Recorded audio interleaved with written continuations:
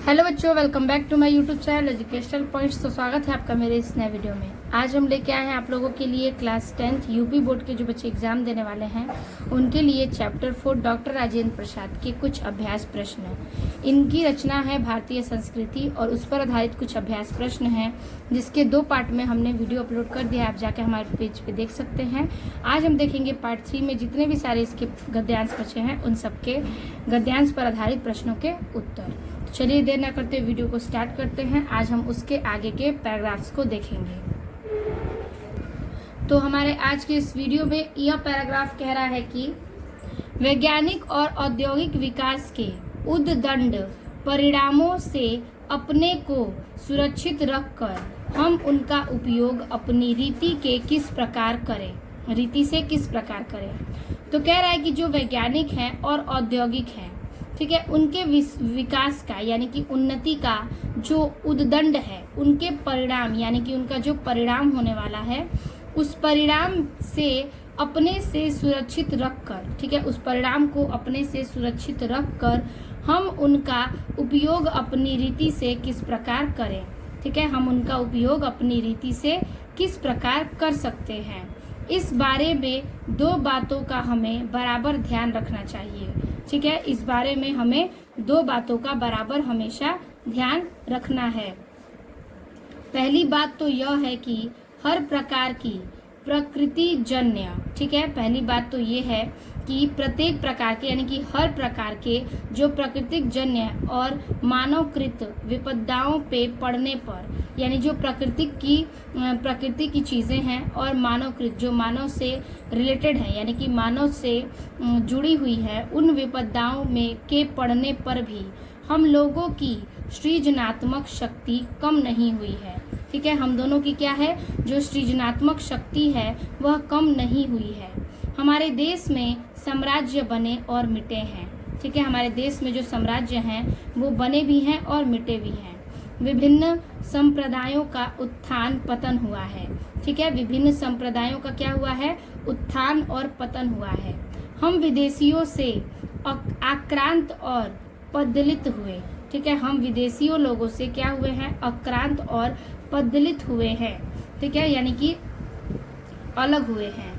हम पर प्रकृति और मानवों के अनेक बार मुसीबतों के पहाड़ ढा दिए गए हैं।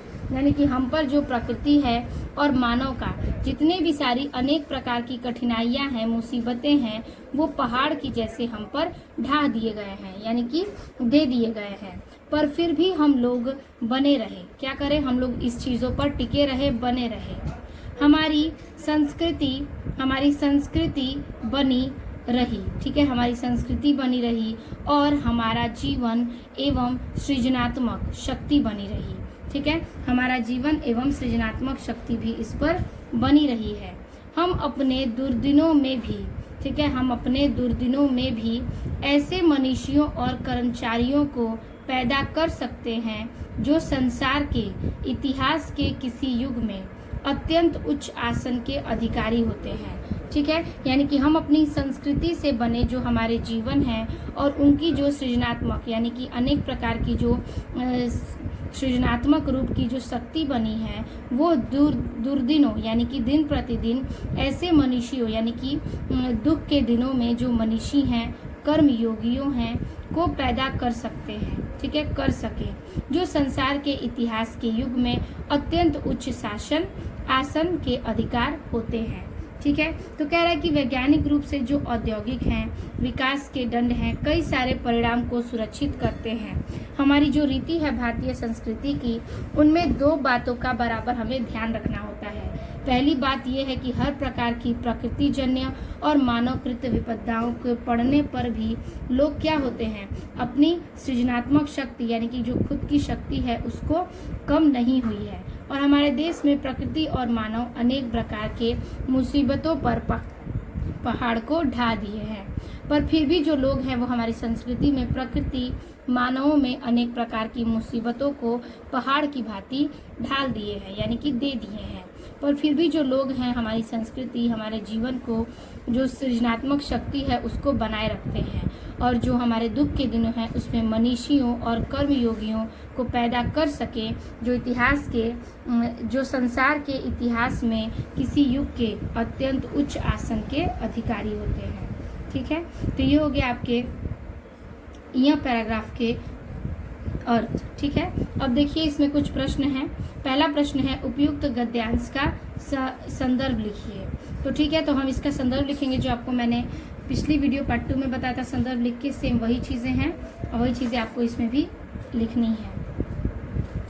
फिर कह रहा है अगला प्रश्न की रेखांकित अंश की व्याख्या कीजिए। तो रेखांकित अंश है, पहली बात तो यह है कि हर प्रकार की प्रकृतिजन्य और मानवकृत विपदाओं पे पड़ने पर भी हम लोगों को सृजनात्मक शक्ति कम नहीं हुई है। हमारे देश में साम्राज्य बने और मिटे हैं, विभिन्न संप्रदायों का उत्थान पतन हुआ है, हम विदेशियों के आक्रांत और पदलित हुए, हम पर प्रकृति और मानव के अनेक बार मुसीबतों के पहाड़ ढा दिए हैं, पर फिर भी हम लोग बने रहे और हमारी संस्कृति बनी रही और हमारा जीवन सृजनात्मक शक्ति बनी रही। ठीक है, तो ये हो गया आपके इस पैराग्राफ में यहाँ तक का अंडरलाइन। तो चलिए हम देखते हैं इसकी व्याख्या, लेकिन इस पैराग्राफ का हेडिंग करेंगे वैज्ञानिक और लास्ट के वर्ड अधिकारी होते।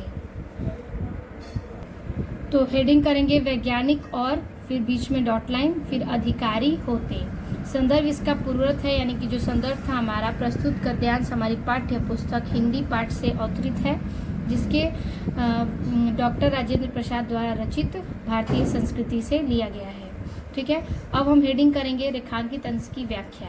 इसमें लिखेंगे कि डॉक्टर राजेंद्र प्रसाद कहते हैं कि विभिन्न प्रकार की प्रकृति आपदाओं आई, मानवकृत विपदाएं आई, फिर भी हम दोनों को अपनी सृजनात्मक शक्ति को नहीं छोड़ा। ठीक है, हम दोनों ने अपनी सृजनात्मक शक्ति को नहीं छोड़ा। हमारे देश में अनेकों साम्राज्य बनाए गए, अनेक संप्रदाय आई, अनेक जाति, अनेक वंश आए, हमारे ऊपर विदेशियों ने शोषण की, फिर भी हम प्रकृति और मानवों ने तमाम मुसीबतें झेली, फिर भी हम वैसे ही रहे, हमारी संस्कृति बनी रही और हमारा जीवन उसी तरह सृजनात्मक यानी कि एकता शक्ति का बना रहा। ठीक है, तो ये थी इसके रेखांकित अंश की व्याख्या। अब हम देखेंगे इसका तीसरा प्रश्न। तो तीसरा प्रश्न इसमें कह रहा है यहाँ पर कि लेखक ने उपयुक्त गद्यांश में भारतीयों की किस विशेषता का उल्लेख किया है। चलिए देखते हैं इसका आंसर। तो इसका आंसर लिखेंगे लेखक ने भारतीयों की सृजनात्मक शक्ति और विपरीत परिस्थितियों में भी बने रहने की क्षमता का उल्लेख किया है। ठीक है, तो ये हो गया आपके इस पैराग्राफ में तीनों प्रश्नों के उत्तर। अब हम चलेंगे टॉप पैराग्राफ पर। तो टॉप पैराग्राफ कह रहा है कि हमारी संस्कृति का मूलाधार इसी अहिंसा तत्व का पर स्थापित रहा है, यानी जो हमारी संस्कृति है उसका जो मूल आधार है। ठीक है, मूल आधार जो है इसी अहिंसा, ठीक है, अहिंसा यानी कि त्याग तत्व पर क्या है स्थापित है, यानी कि हमारी संस्कृति का जो मूल आधार है, बेस है, वो त्याग पर क्या है, अहिंसा के तत्व पर स्थापित है। जहाँ जहाँ हमारे नैतिक सिद्धांतों का वर्णन आया है, यानी कि जहाँ जहाँ जिस चीज़ों पर हमारे नैतिक सिद्धांत का वर्णन किया गया है, वहाँ अहिंसा को ही उसमें मुख्य स्थान दिया गया है, यानी कि त्याग को ही मुख्य स्थान दिया गया है। यानी कि पहले के लोग जितनी भी सारी चीज़ें किए हैं, एक त्याग करने के बाद ही उन्हें सब कुछ प्राप्त हुआ है। तो अहिंसा मतलब त्याग, और त्याग से ही मुख्य स्थान उसको दिए गए हैं। अहिंसा का दूसरा नाम या दूसरा रूप त्याग है। ठीक है, मैंने आपको बताया अहिंसा का दूसरा नाम या दूसरा रूप क्या है, त्याग है, और हिंसा का दूसरा रूप या दूसरा नाम स्वार्थ है। तो हिंसा मने स्वार्थ, अहिंसा मने क्या हो जाएगा, त्याग हो जाएगा, जो प्रायः भोग के रूप में हमारे सामने आता है। ठीक है, जो प्रायः भोग के रूप में हमारे समक्ष सामने आता है। पर हमारी सभ्यता ने तो भोग भी त्याग से ही निकलता है, यानी कि जो हमारी सभ्यता है उसका भोग भी त्याग से ही निकलता है, और भोग भी त्याग में ही हो पाया है। जो भोग है वो भी त्याग में ही पाया गया है। श्रुति कहती है कि तेन तत्तेन भुजिथाह। ठीक है, यहाँ पर कह रहा है कि जो श्रुति है वो कहती है कि तेन तत्एन भुजयिथाः। इसका अर्थ है कि त्याग की भावना से भोग करो। ठीक है, त्याग की भावना से भोग करो। इसी के द्वारा हम व्यक्ति के बीच का विरोध, यानी कि इसी लाइन के द्वारा हम व्यक्ति के बीच का जो विरोध है, व्यक्ति और समाज के बीच का जो विरोध है, समाज और समाज के बीच का विरोध, देश और देश के बीच का विरोध को मिटाना चाहते हैं। ठीक है, यानी कि भोग की भावना से जो त्याग है उसके लिए कह रहा है व्यक्ति से व्यक्ति के बीच का जो विरोध, व्यक्ति समाज के बीच, समाज और समाज के बीच, देश और देश के बीच का जितने भी विरोध है उसको मिटाना चाहते हैं। हमारी सारी नैतिक चेतना इसी तत्व से ओतप्रोत है। ठीक है, हमारी सारी नैतिक चेतना जो है वो इसी तत्व से क्या है, ओतप्रोत है। ठीक है, तो इस पैराग्राफ में संस्कृति को लेकर हिंसा अहिंसा के बारे में चीज़ें बताई गई हैं कि अगर त्याग को किया जाए तभी हमें कुछ प्राप्त होता है, वरना स्वार्थ में ही लोग अपना कार्य करते हैं। ठीक है, संस्कृति के बारे में भी यही चीज़ें वर्णन किया गया है। तो इसमें देखिए पहला क्वेश्चन है, उपयुक्त गद्यांश का संदर्भ लिखिए। संदर्भ आपका पूर्वत रहेगा। और दूसरा है रेखांकित अंश की व्याख्या कीजिए। तो रेखांकित अंश से आपका इस पूरे में ही पूरी पैराग्राफ की रेखांकित अंश है, बस एक लाइन का रेखांकित अंश नहीं किया गया है। चलिए देखते हैं हम इस पूरे पैराग्राफ का अर्थ।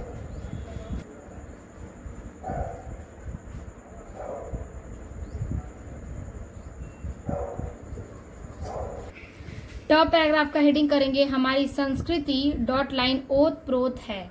संदर्भ इसका पूर्वत लिखेंगे। दूसरा प्रश्न में कह रहा है रेखांकित अंश की व्याख्या कीजिए। तो लिखेंगे कि लेखक कहते हैं कि हमारी संस्कृति का मूला आधार यानी मूल आधार इस अहिंसा तत्व पर स्थापित रहा है।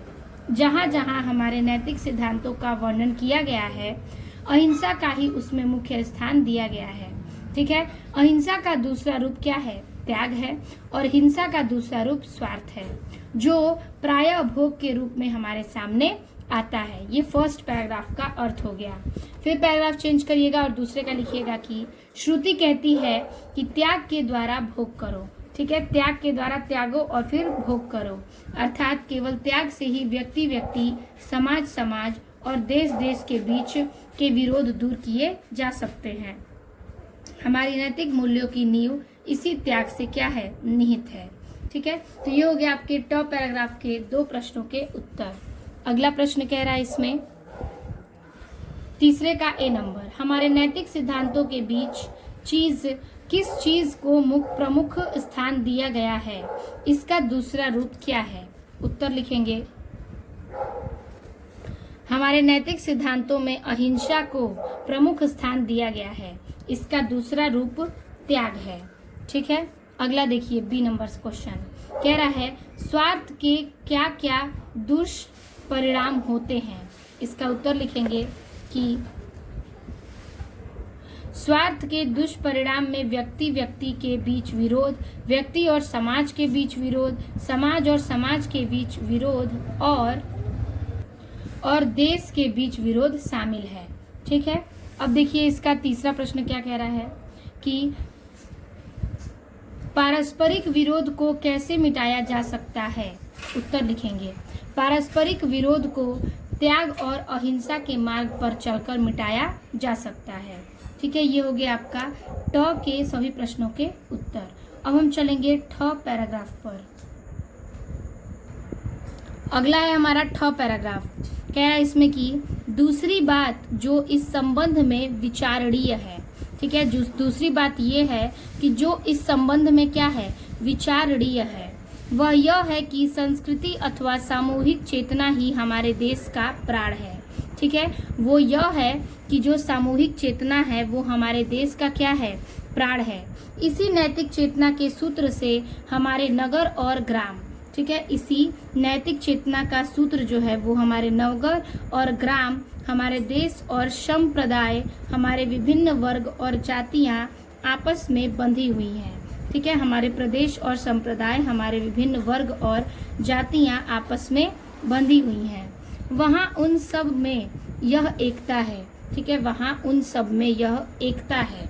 इसी बात को ठीक तरह से पहचान लेने से बापू ने जन साधारण को बुद्धिजीवियों के नेतृत्व में क्रांति करने के लिए इसी नैतिक चेतना का सहारा लिया था।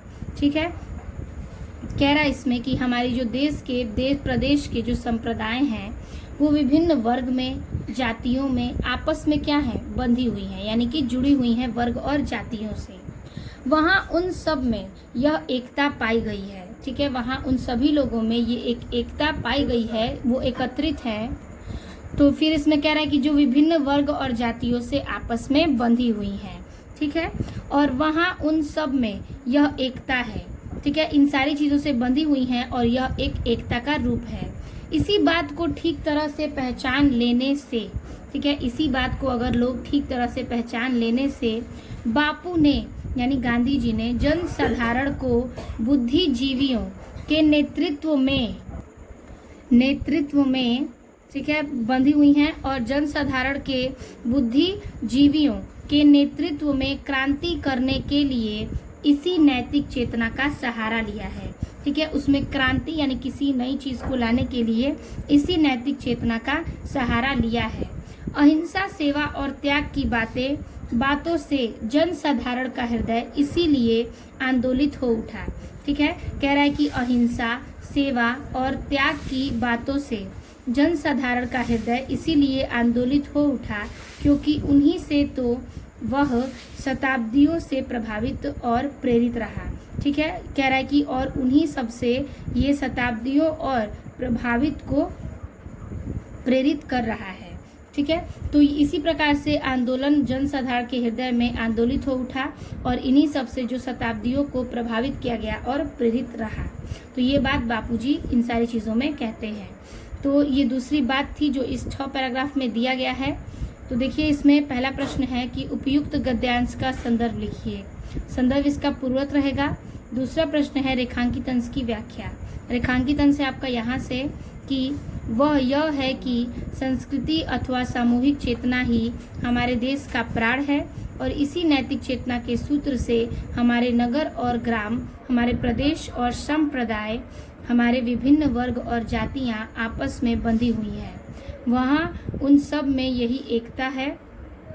इस बात को ठीक तरह से पहचान लेने से बापू ने जन साधारण को बुद्धिजीवियों के नेतृत्व में क्रांति लाने के लिए इसी नैतिक चेतना का सहारा लिया था। तो चलिए देखते हैं इसका रेखांकित अंश की व्याख्या। हेडिंग कर लेंगे दूसरी बात और डॉट लाइन और प्रेरित रहा। तो करेंगे 6 पैराग्राफ, दूसरी बात डॉट लाइन प्रेरित रहा। संदर्भ इसका पूर्वरत है। रेखांकित अंश की व्याख्या में लिखेंगे कि लेखक कहते हैं कि यह संस्कृति और सामूहिक चेतना ही हमारे देश का प्राण है और नैतिक चेतना के सूत्र से हमारे नगर और ग्राम, हमारे प्रदेश और संप्रदाय, हमारे भिन्न वर्ग और जाति आपस में जुड़ी हुई हैं। वहाँ उन सबका एकता है। इसी बात को बापू ने ठीक से पहचाना और जन साधारण की बुद्धिजीवियों के नेतृत्व में क्रांति करने के लिए इस नैतिक चेतना का सहारा लिया था। ठीक है, इस नैतिक चेतना का सहारा इसी प्रकार से इन्होंने लिया है। अगला प्रश्न कह रहा है इसमें तीसरे का ए नंबर कि जन साधारण का हृदय किन बातों से आंदोलित हो उठा और क्यों। इसका उत्तर लिखेंगे।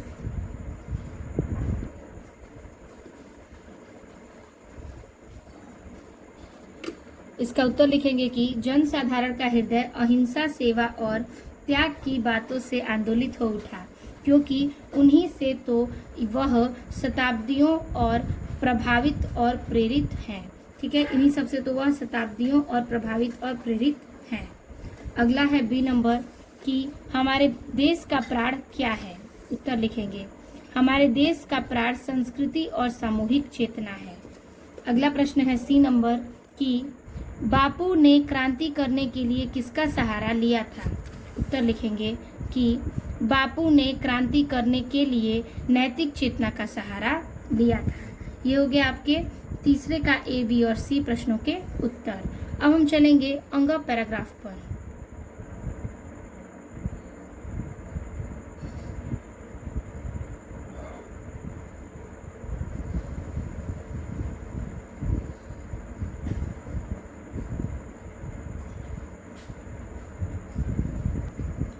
तो ड पैराग्राफ कह रहा है कि वर्तमान युग में भारतीय संस्कृति के समन्वय के प्रश्न के अतिरिक्त यह बात भी विचारणीय है।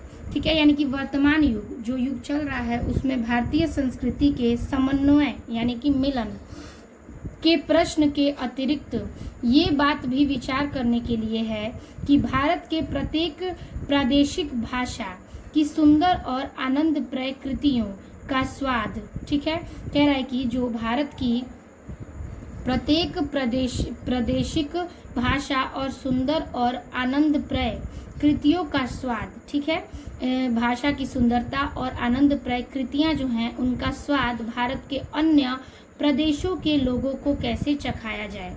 ठीक है, यानी कि भारत के किसी अन्य प्रदेश के लोगों को ये सारी चीज़ें हम कैसे समझाएं या फिर चखाएं। मैं समझता हूँ कि इस बारे में दो बातें विचारणीय है, यानी मैं समझ सकता हूँ कि इस बारे में दो बातें विचार करने के लिए योग्य है। क्या इस संबंध में यह उचित नहीं होगा कि प्रत्येक भाषा की साहित्यिक संस्थाएं, ठीक है, क्या इस संबंध में यह उचित नहीं होगा कि प्रत्येक भाषा की साहित्यिक संस्थाएं उस भाषा की कृतियों को संघ लिपि, ठीक है, अर्थात तो लिखेंगे अर्थात, ठीक है, अर्थात देवनागरी में छपवाने का आयोजन करें। ठीक है, और संघ लिपि और देवनागरी में जो छपवाने का आयोजन करने के लिए कहा गया। मुझे विश्वास है कि कम से कम जहाँ तक उत्तर की भाषाओं का संबंध है, ठीक है, कम से कम जहाँ तक उत्तर की भाषाओं का संबंध है, यदि वे सब अपनी कृतियों को देवनागरी में छपवाने, ठीक है, यदि अपनी वे सारी कृतियों को देवनागरी में अगर छपवाएं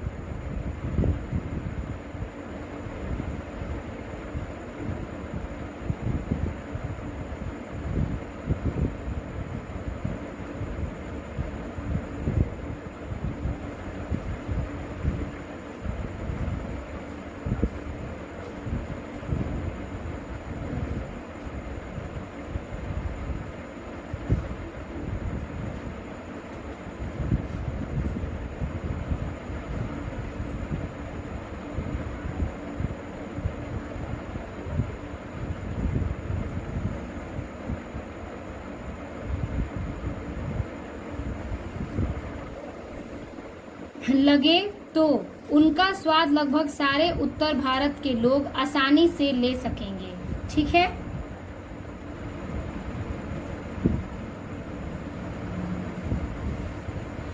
और क्योंकि इन सब भाषाओं में इतना साम्य है कि एक भाषा का अच्छा ज्ञाता दूसरी भाषा की कृतियों को स्वल्प परिश्रम में समझा जाएगा। ठीक है, स्वल्प परिश्रम में समझा जाएगा, इसकी भाषा ऐसी है। ठीक है, तो कह रहा है इस पूरे में कि इनकी भाषा की जो कृतियां हैं वो ऐसी हैं जो उत्तर भारत के लोग आसानी से इसे ले सकते हैं, क्योंकि इन भाषाओं में इतना साम्य होता है कि भाषा का अच्छा ज्ञाता दूसरी भाषा की कृतियों में स्वल्प परिश्रम समझा जाएगा। ठीक है, तो ये था आपका पैराग्राफ जिसमें पहला प्रश्न है कि उपयुक्त गद्यांश का संदर्भ लिखिए। संदर्भ आपका पूर्ववर्त होगा और रेखांकित अंश में से किसी एक अंश की व्याख्या कीजिए। तो रेखांकित अंश पहले देखिए क्या है।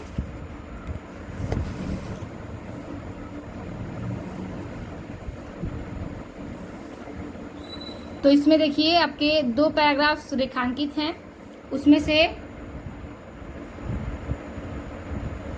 तो वर्तमान युग में भारतीय संस्कृति के समन्वय के प्रश्न के अतिरिक्त यह भी विचारणीय है कि भारत की प्रत्येक प्रादेशिक भारत की सुंदर और आनंदप्रद कृतियों का स्वाद भारत के अन्य प्रदेशों के लोगों को कैसे चखाया जाए। यहाँ तक है। फिर यहाँ से है कि क्या इस संबंध में उचित नहीं होगा कि प्रत्येक भाषा की साहित्यिक संस्थाएं और संस्थाएं उस भाषा की कृतियों को संघ लिपि अर्थात देवनागरी के छपवाने का आयोजन करें, या फिर यदि वे सब अपनी कृतियों को देवनागरी में छपवाएं। तो इनमें से आपको किसी एक लाइन का अर्थ लिखना है। तो पहले हम हेडिंग करेंगे वर्तमान युग और डॉट लाइन लास्ट में समझा जाएगा। तो चलिए हेडिंग कर लेते हैं, फिर इसकी व्याख्या करेंगे।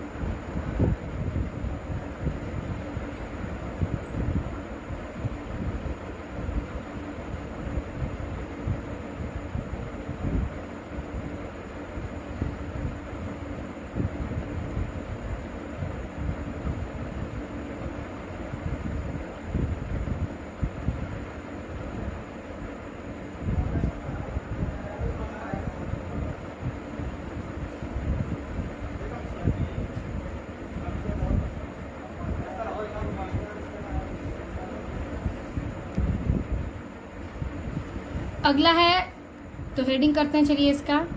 तो ड पैराग्राफ का हेडिंग करेंगे वर्तमान युग डॉट लाइन समझा जाएगा। इसमें लिखेंगे संदर्भ पूर्ववत रेखांकित अंश की व्याख्या हेडिंग करेंगे और लिखेंगे कि लेखक कहते हैं कि वर्तमान युग में भारतीय संस्कृति के समन्वय के प्रश्न के अतिरिक्त यह बात भी विचारपूर्ण है कि भारत की प्रत्येक प्रादेशिक भाषा की सुंदर और आनंदप्रद कृतियों का स्वाद भारत के अन्य प्रदेशों के लोगों को कैसे चखाया जाए। फिर हम पैराग्राफ चेंज करेंगे और लिखेंगे इस संबंध में यह उचित नहीं होगा कि प्रत्येक भाषा की साहित्यिक संस्था उस भाषा की कृतियों को संघ लिपि अथवा देवनागरी में छपवाने का आयोजन करें। ठीक है, तो ये हो गया आपके रेखांकित अंश की व्याख्या, यानी कि पैराग्राफ के व्याख्या। अगला है आपका इसमें तीसरा प्रश्न। प्रश्न कह रहा है कृतियों को देवनागरी लिपि में छपवाने का क्यों सुझाव दिया गया है। उत्तर लिखेंगे कि कृतियों को देवनागरी लिपि में छपवाने लगे तो उनका स्वाद लगभग सारे उत्तर भारत के लोग आसानी से ले सकेंगे। ठीक है, तो ये हो गया आपके 3 प्रश्नों के उत्तर ड पैराग्राफ से। अब हम चलेंगे हमारे इस अभ्यास प्रश्न का आखिरी पैराग्राफ, जो कि है ढ नंबर। लिखेंगे कि अहिंसा का दूसरा नाम या दूसरा रूप त्याग है। ठीक है, अहिंसा का दूसरा नाम या दूसरा रूप त्याग है, और हिंसा का दूसरा नाम या दूसरा रूप क्या है, स्वार्थ है। ये तो आपको पहले भी बताया है 2 पैराग्राफ में, जो प्रायः भोग के रूप में हमारे सामने आता है। ठीक है, ये प्रायः दोनों ही हमारे भोग के रूप में सामने आता है। पर हमारी सभ्यता ने तो भोग भी त्याग से निकाला है और भोग भी त्याग से में ही पाया जाता है, यानी कि सभ्यता में भोग त्याग से निकाला जाता है और भोग ही त्याग में पाया भी जाता है।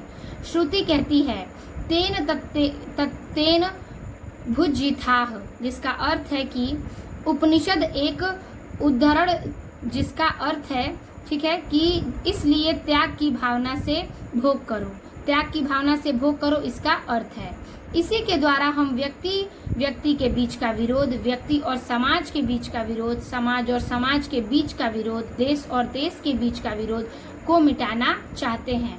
कह रहा है कि हम त्याग की भावना से ही भोग करेंगे तो व्यक्ति और व्यक्ति के बीच, समाज के बीच, व्यक्ति और समाज के बीच और देश और देश के बीच का विरोध हम मिटा सकते हैं।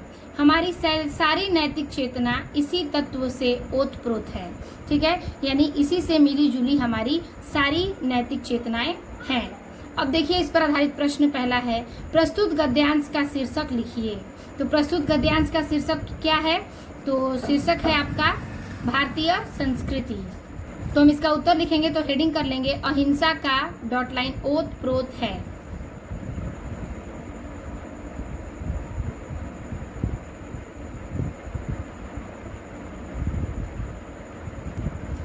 और ढ नंबर कहेगा कि अहिंसा का डॉट लाइन ओत प्रोत है। पहला प्रश्न का उत्तर लिखेंगे, प्रस्तुत गद्यांश का शीर्षक भारतीय संस्कृति है। ठीक है, प्रस्तुत गद्यांश का शीर्षक क्या है? भारतीय संस्कृति है। अगला है दूसरा नंबर, रेखांकित अंश की व्याख्या कीजिए। तो रेखांकित अंश है इसमें कि तेन तत्केन भुजायथाह और डॉट लाइन ओत प्रोत है, तो हमें इतने तक की व्याख्या करनी है। तो लिखेंगे व्याख्या में कि हेडिंग करेंगे रेखांकित अंश की व्याख्या। लिखेंगे, लेखक कहते हैं कि त्याग के द्वारा भोग करोगे, इसी के द्वारा हम व्यक्ति के बीच का विरोध और व्यक्ति और समाज के बीच का विरोध, समाज और समाज के बीच का विरोध, देश और देश के बीच के विरोध को मिटाना चाहते हैं और हमारी सारी नैतिक चेतना इसी तत्व पर ओतप्रोत है। ठीक है, हमारी सारी नैतिक चेतना क्या है? इसी से तत्व पर ओतप्रोत है। अब देखिए अगला है हमारा तीसरा प्रश्न कि हमारे नैतिक सिद्धांतों के में किस चीज को प्रमुख स्थान दिया गया है? उत्तर लिखेंगे, हमारे नैतिक सिद्धांतों में दूसरे के प्रति सम्मान और सहानुभूति को प्रमुख स्थान दिया गया है। ठीक है, तो ये है आपके प्रश्नों के उत्तर, यानी कि पूरे ढ नंबर तक के सारे पैराग्राफ सहित हमने एक्सप्लेन किया और समझाया है आपको। आई होप आपको यहाँ तक के टॉपिक्स अच्छे से समझ में आ गए होंगे। तो वीडियो अच्छी लगी तो लाइक कमेंट अपने दोस्तों को जरूर शेयर कीजिएगा। मिलते हैं आपसे नेक्स्ट वीडियो में नए चैप्टर के साथ, तब तक के लिए धन्यवाद।